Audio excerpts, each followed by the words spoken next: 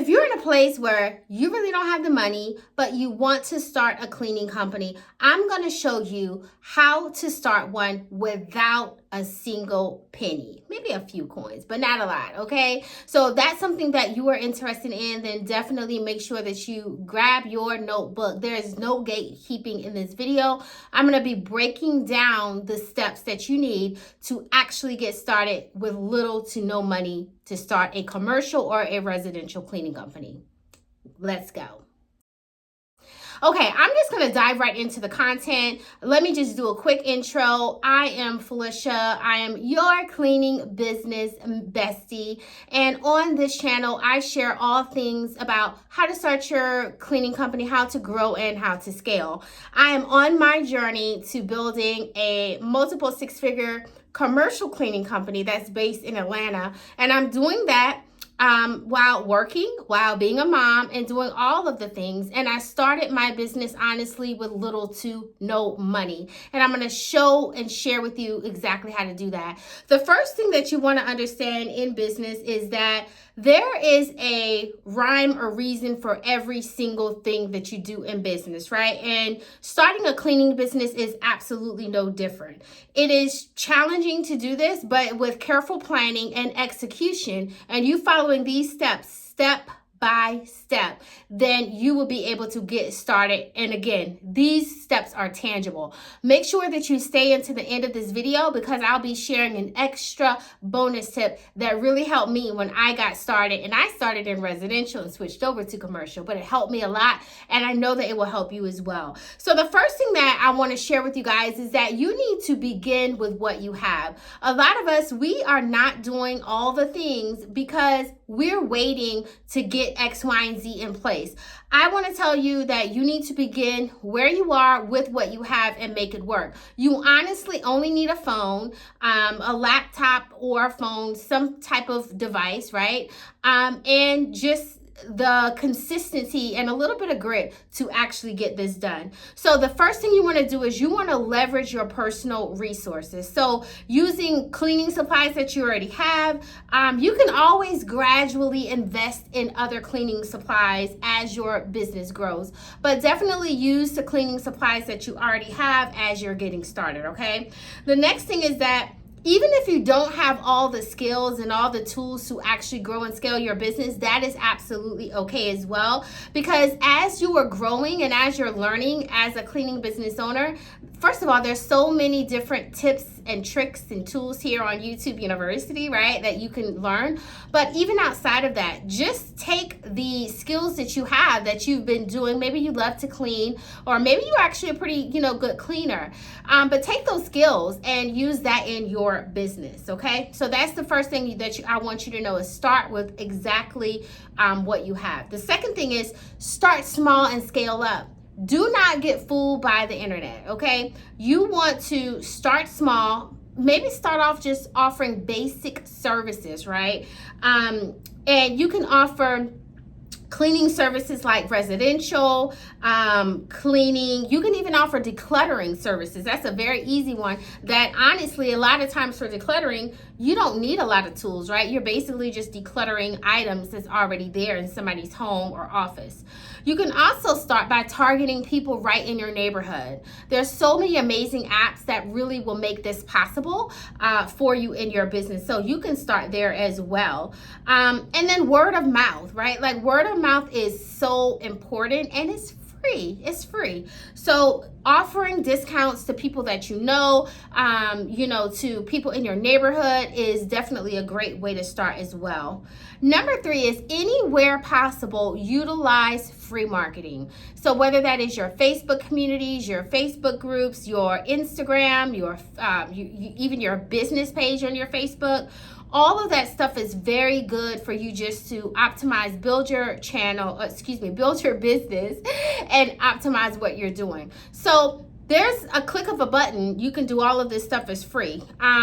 And don't forget about the online directories, okay? Your online directories are kind of like your Google My Business, your Yelp, your local classified ads. All of those things are going to really help you with increasing the visibility in your business while you're growing. And again, all of the things that I just shared with you so far, we are almost at number 4, and you really haven't spent any money because you're using the supplies that you have from home. You're marketing and managing everything online with the click of a button, not spending any money. And the 4th tip that I have is to barter or trade services. So offer cleaning services in exchange for something that you need. So if you are looking for somebody to build your website, maybe they need cleaning. Say, hey, listen, I will clean for you if you build my website, right? And you can work it out that way as well. So don't forget about good old bartering, the barter system. That's always good as well, okay? The next thing is you want to be able to collaborate. I think collaboration is so powerful and is key as you are building your business. So collaborate. You can partner with local businesses even, right? So one of the good things that actually one of my clients just did is they're partnering with realtors, right? So you can do that and partner with different properties in your area. And number 5 is bootstrap finances. Say that 3 times in a row, right? So if you are doing commercial, I had to learn this the hard way, okay? If you're doing commercial, a lot of them, they will pay you on what's called a net 30. So that basically means that you have to do the work for 30 days before you can actually get paid. Now, if you don't have a lot of money to front load your business, then how are you going to pay your workers, right? So just be very cognizant and negotiate up front any payments or any deposits that you're actually getting or need in your business. And again, all of your supplies, especially if you're starting off with the employee model, all of your supplies you really want to make sure are as affordable as you can, okay? Number 7 is so important, and I think with social media, with everything being at a click of a button, I think we've kind of forgotten this, but it is to build relationships and to network, okay? Now, networking is so important, but I want to say this. Network with a purpose, okay?